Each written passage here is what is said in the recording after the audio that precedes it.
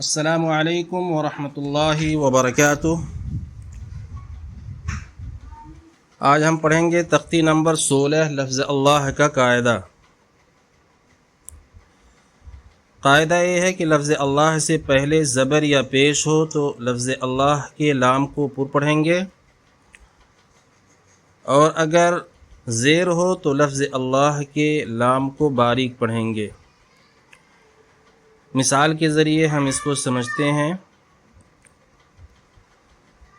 حمزہ نون زیر ان، نون لام زبر نل، ان لام کھڑا زبر لا، ان اللہ ہا زبر ہ، ان اللہ۔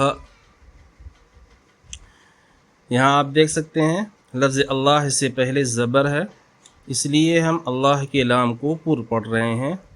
ان اللہ، قاف الف زبر قا، لام لام زبر لل، قال لام کھڑا زبر لا، قال اللہ ہا پیش ہو، قال اللہ۔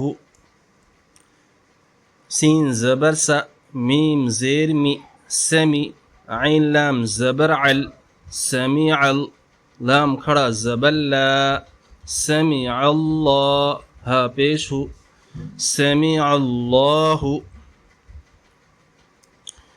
تینوں جملوں میں ہم اللہ کے لام کو پر پڑھیں گے کیونکہ لفظ اللہ سے پہلے زبر آ رہا ہے۔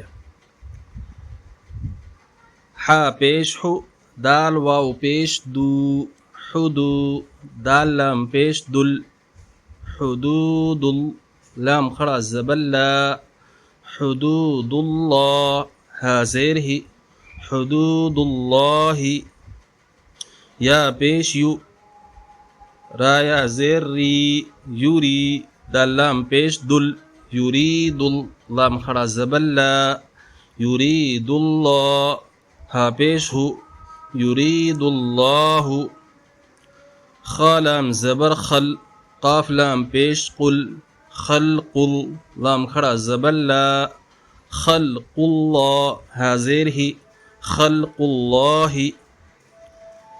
تینوں جملوں میں لفظ اللہ سے پہلے پیش آ رہا ہے، اس لیے لفظ اللہ کے لام کو پر پڑھیں گے۔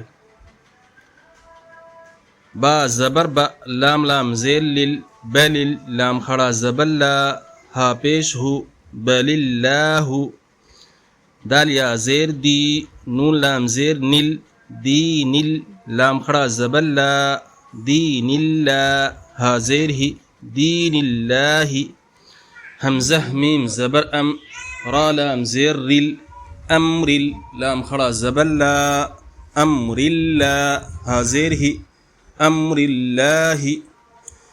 ان تینوں جملوں کے اندر آپ دیکھ سکتے ہیں لفظ اللہ سے پہلے زیر آ رہا ہے، لہٰذا لفظ اللہ کے لام کو یہاں پر باریک پڑھیں گے۔